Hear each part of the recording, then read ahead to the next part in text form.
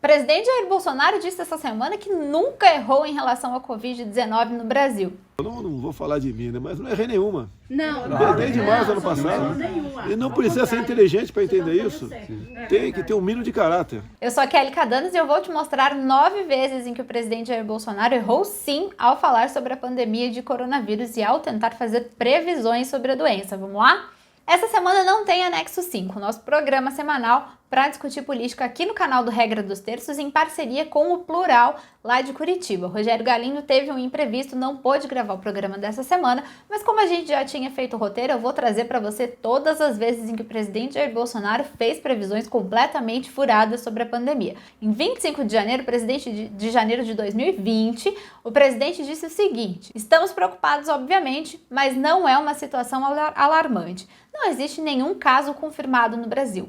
De fato, naquela data não existia mesmo nenhum caso confirmado no Brasil, mas a situação já era alarmante, sim, tanto que 2 meses depois, em março, a OMS, a Organização Mundial da Saúde, decretou uma pandemia de coronavírus mundial. Outra previsão furada do Bolsonaro em relação à Covid-19 foi em 22 de março, quando ele disse que o Brasil não passaria de 800 mortes. São 800 mil não, viu, gente? 800 mortes. Pois é, a realidade, a gente já tem mais de 255 mil mortes e contando. A gente está atravessando o pior momento da pandemia. O Brasil registrou a 4ª maior média móvel de mortes nessa semana e tudo indica que a gente não vai parar de contar os mortos tão cedo.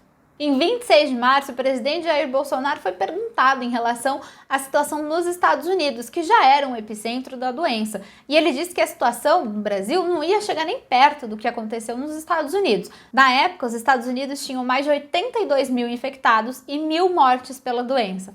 Hoje, o Brasil, 255 mil mortes e mais de 10 milhões e meio de infectados pelo coronavírus. Em abril de 2020, o presidente já estava se despedindo da doença. Exatamente, ele disse que parecia, lá em abril do ano passado, que a questão do coronavírus já estava começando a ir embora.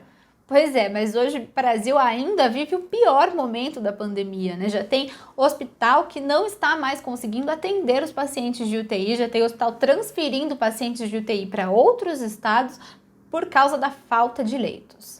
Não dá para deixar de falar da cloroquina, né? O presidente Jair Bolsonaro apostou todas as fichas num tratamento que é ineficaz, que é o tratamento precoce à base da cloroquina e também da ivermectina. Lá em agosto de 2020, ele disse que ele era a prova viva de que a cloroquina dá certo como um tratamento precoce contra o coronavírus.